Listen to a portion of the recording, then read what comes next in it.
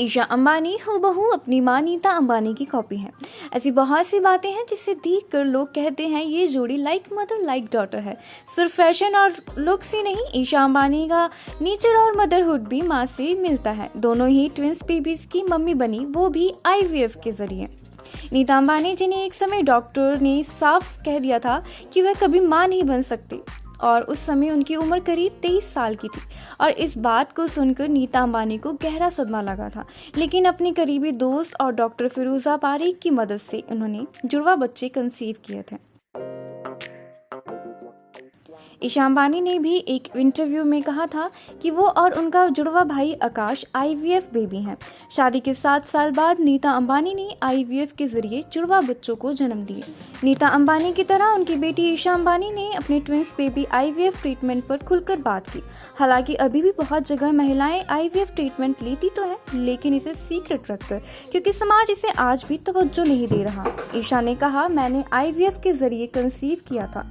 ये एक मुश्किल जर्नी थी। जब आप इससे गुजर रहे होते हैं तो आप शारीरिक रूप से परेशान हो जाते हैं, लेकिन इस पर शर्मिंदगी महसूस नहीं होनी चाहिए। अगर आज दुनिया में आधुनिक तकनीक है तो बच्चे पैदा करने के लिए इसका इस्तेमाल क्यों ना किया जाए। हालांकि अभी भी महिलाएं गुप्त रूप से IVF चक्कर से गुजरती रहती हैं, जबकि इसमें उसे फिजिकली और मेंटली दोनों ही तरीके से साथ की जरूरत होती है। ईशा ने ये भी कहा कि जब उन्होंने इस प्रोसेस को अपनाया तो उन्हें लगता है कि उनका रिश्ता अपनी मां के साथ और मजबूत हो गया, क्योंकि उन्होंने ठीक वैसे ही महसूस किया जैसे उनकी मां नीता अंबानी ने ईशा और आकाश को कंसीव करते समय किया था। पति अनंत पीरामल से भी उन्हें पूरा सपोर्ट मिला। पति का भी उन्होंने तहे दिल से धन्यवाद किया। उन्होंने कहा, एक माँ को बहुत ज़्यादा प्रसव पीड़ा सहनी पड़ती है, क्योंकि ब्रेस्ट फीडिंग जैसी कुछ चीज़ें हैं जो केवल माँ ही कर सकती है, लेकिन पेरेंटिंग के मामले में कई अन्य चीज़ें ऐसी भी हैं जो पति और पत्नी दोनों कर सकते हैं और करनी भी चाहिए। मैं उनकी आभारी हूँ। हाँ, वह डायपर बदलते हैं और बच्चों को फीड कराते हैं। जिन रातों को मुझे देर तक जागना पड़ता है या काम के सिलसिले से बाहर जाना पड़ता है, तो वह सुनिश्चित करते हैं कि वह आसपास रहें ताकि मुझे बुरा महसूस ना हो।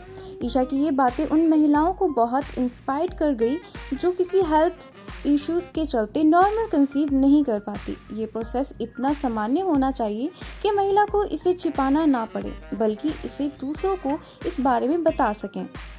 इसके बारे में आप क्या सोचते हैं, हमें कमेंट बॉक्स में ज़रूर बताएं।